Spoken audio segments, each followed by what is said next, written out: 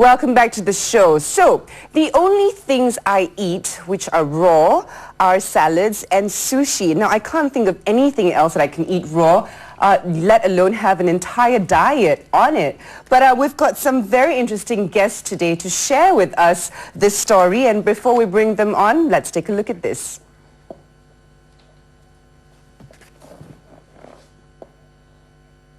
Okay, we'd like to say a very big hello to our guest today. We'd like to say hello to Daisy Lee, who is a raw foodist, has Haris Lee, raw foodist and marketing executive. We've got Jasmine Choi, who is a raw foodist and a mother of two. And we've got Won Eugene, leading nutritionist and wellness coach. Welcome to the show. Good morning. It's great to How are you guys doing? Good. All good. Okay, I've got a whole bunch of raw vegetables and raw food, and everything's raw. And I mean, we've got like tons of stuff on Twitter, you know, telling us, you know, what is raw diet? What does it all mean? Maybe you can enlighten us. Okay, great. Raw food diet is actually a diet based on 100% plant-based. And what are plant-based products? They are like fruits, grains, nuts, and vegetables, all raw. Okay, Yes. so you have that as a complete diet? Is it something you eat every single day? Well, I would not say that well, there are some people who are on a raw food diet. There are lots of people, you know, I mean, overseas. But for Malaysians, it's not very easy to convert somebody into a raw food diet. I mean, it's in moderation. It's so new. I mean, well, you know, I mean, you hear about this and you read about this, you know, about people being on a raw diet abroad, and especially in the US and stuff where everything is possible there. Yes. But us as Malaysians, and we love our cooked food and our lemaks and our, you know, what have you. How is this all gel in? Maybe you can tell us, Haris. Okay, actually, it's more into education and realizing what we already have, because if you really look into our food, it's a melting pot of cultures and different sort of food. Like, for instance, like kerabu, actually a lot of things are really eaten raw since in our grandmothers. So without knowing that they're actually doing it because of raw, but it just so happens that it is raw. So all you have to do is basically, for Malaysia, we need to educate them on what are the rules in terms of having raw diet. Okay. And just because you go for raw doesn't mean that you will go 100% raw. Some raw foodie can go 50%, some 30%. Okay, in fact, not advisable that you go 100% raw immediately. It does take gradually you go up to 100% or 80%. So, but for local food, later I will show you on how to make green smoothie with using our local vegetables. I'm very excited. We've got a food demo coming on later. Yes. But I mean, before I ask you guys some questions, how did you become a raw foodist? Okay, previously I was in a restaurant and hotel line. Okay. And I was more into pastry. Yeah. So finding out something different in preparation food is something that I'm always passionate about. So I was looking into, one day I stumbled this YouTube video about preparing raw dessert. I was like, wow, okay, let's see what's going on here. So I thought it was just like, you know, cake batik, that sort of thing. You don't bake and all that. You just put everything. But apparently they use fruits, vegetables, nuts and seed to prepare the dessert. So it got me really interested. And then I started to do more research, and I decided to make one, and I tried. And I thought to myself, hey, this is not bad at all. So that actually created more curiosity, and I would like to know more about raw food. And that's how I found out about the enzymes and the nutrients that it retains. And it's super healthy, I can imagine, yes, right? Yes, it is very healthy. It's unprocessed. Correct, correct. Even if you, caloric-wise, okay, even if you don't change your calorie, let's say you take maybe about your current amount of calories. Okay. But if you were to take raw food, there's actually the benefits that you gain out of it probably may make you even lose weight. Oh, interesting. Yeah. I may need something like that. You don't need that. Oh, thank you, Eugene. You're too kind. Jasmine, you're a mother of two. You've changed your diet completely to a raw diet? No. I take, every day I take about 50% raw food. But So you're one of those foodists who actually you measure what you eat and you make sure that it's, you know, you've got a certain percentage of it, whether it's cooked or raw or processed or whatever. No, I don't measure. What I do is I make sure that I have a lot of raw food in that day. But I don't measure like, How much? You know? How much? But Okay, in the so morning, you're not an extremist then. No, I'm not extremist. Phew. Okay. Yeah, but in the morning I make sure that my family drinks at least a smoothie or some juice. Okay. In between they have some snacks like fruits. So when we talk about raw diet, we're talking more vegetables and fruits. Yes. Okay, we're not talking meats. or Well, occasionally sushis and stuff like we go to a that? Japanese restaurant, we eat sushi. Yeah, of course, of course. Now, you've got Sashimis. your kids on the diet as well. Yes. Has it always been this way since they were born? Yes. Ah, okay, so Yes. you can't really tell the difference. Or can you tell the difference between yourself, before you started to eat a lot healthy? Yeah, when I was a teenager and up to my early 20s, I was really fat and sickly, and I always had gastric pains, and I had this fatigue syndrome. I couldn't wake up. I just want to lie down every day. So then I realized it's the food that I ate. Okay. Yeah, so I realized it's the char kway teow, two bowls It of makes you noodles. really lethargic, doesn't it? Yes, yes. Yeah, Okay, okay. yeah. So when I was in my 20s, I ate out all the time as a college student. So Of course, and it's a lot cheaper to do that as well. I mean, the Malaysian mentality, right? yeah, yeah. And as a student, we rent rooms out in KL City. Okay. So we can't cook, so we eat out every day, and Right. that actually made me sick, eating all the unhealthy I stuff. know, I understand, Yeah. but it's so good, it's Yeah, so it is. yummy, It right? is, it is. Okay, Eugene, now you're a wellness coach, would you say that? Yeah. What do you think? I mean, do you think that this diet is just a fad, or is it suitable for the world we live in, and us being Malaysians and us loving our lemaks and lontongs and what have you? Well, from a nutritional point of view, considering how much processed food we actually eat nowadays, I mean, you just go into a supermarket and you're bombarded with all this processing, and they really put it in all these aisles which you can see, Okay. and you really want to grab them. Definitely something that's very highly encouraged, as long as you keep in mind the important points of having all the important nutrients.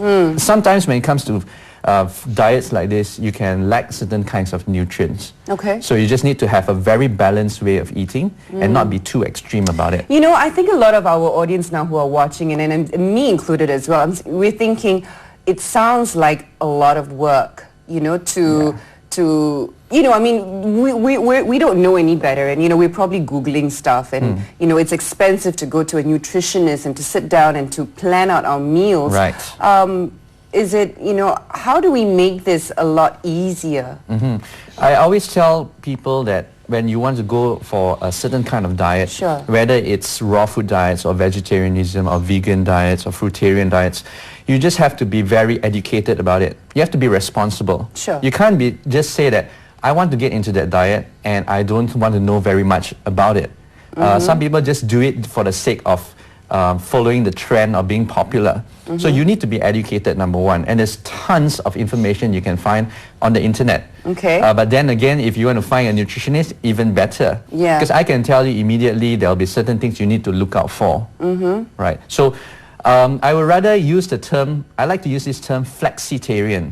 Because instead of, it's like a combination I of like that everything. term. Yeah, so Okay. instead of just saying I want to go hardcore on a certain kind of diet, I'm a little bit flexible. If let's say I need a little bit of protein, a little bit of iron, I can get it from these certain sources. And I believe everyone here agrees to that kind of diet as well. Okay, okay. I think a lot of people can be quite confused between being a vegetarian and, eating raw stuff and, the healthiness of it all. Maybe you can enlighten us. Any of you? Yeah. Yes. Yeah. I can. Yeah, Go maybe I ahead. can. Okay. At least she's got a point. Sure. We spoke Yeah. about it earlier. Yeah, that's right. I was just speaking to Eugene just now.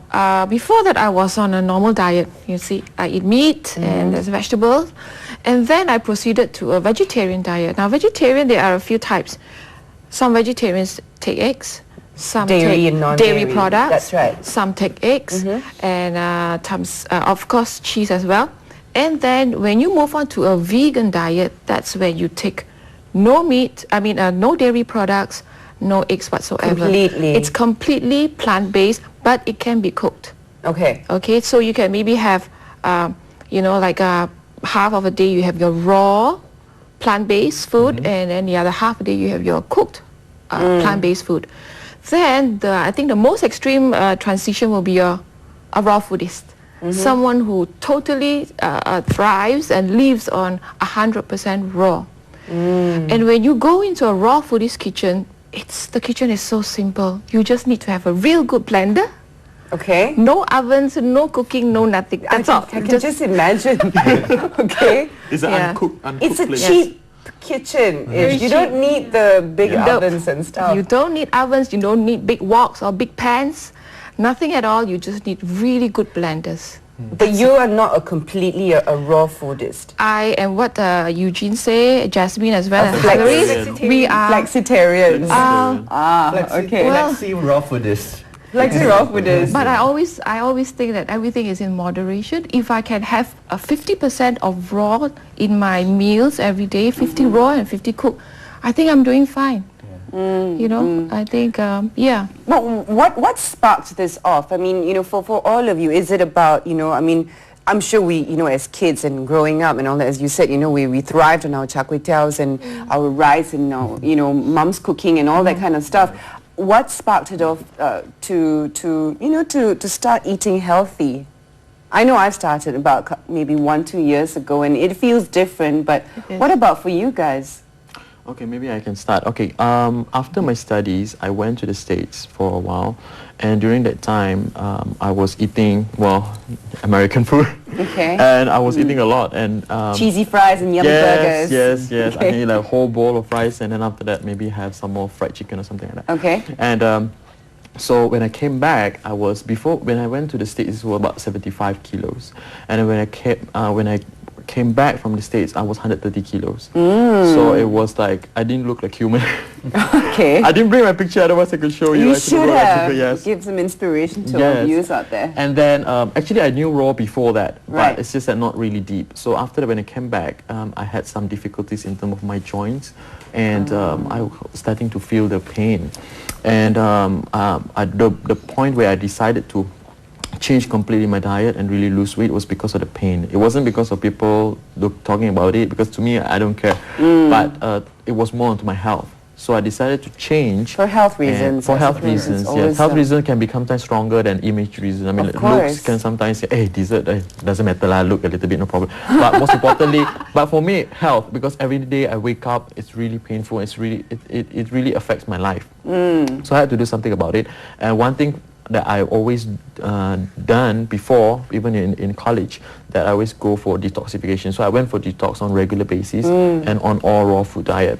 It was about 80% raw and then 20% cooked. I mean, because I can't really avoid 100%, there's some things that need to be raw. Okay. And after that, about 2 months, including cardio and all that, about 2 months I got down from 130 in 2 months to 95. Oh, that's determination and discipline for 2 you. months. Yeah, I think that's a great thing because comes to raw foodists, most of the people are doing it because of the health reasons, not because it's popular. Unlike vegetarianism, where it's more of a popular thing, sometimes spiritual kind of thing. Sure. And it comes to raw foodists, I am sure it reduces blood sugar. It's very heart friendly, and definitely reduces obesity levels.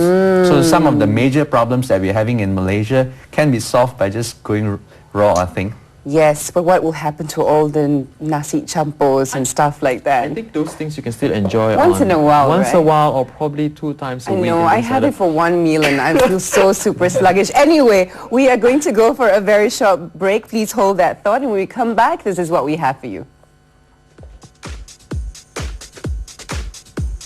We're still talking about eating raw, so find out what the pros and cons are, especially if you have a medical factor that you have to keep in mind. All this and more after the break.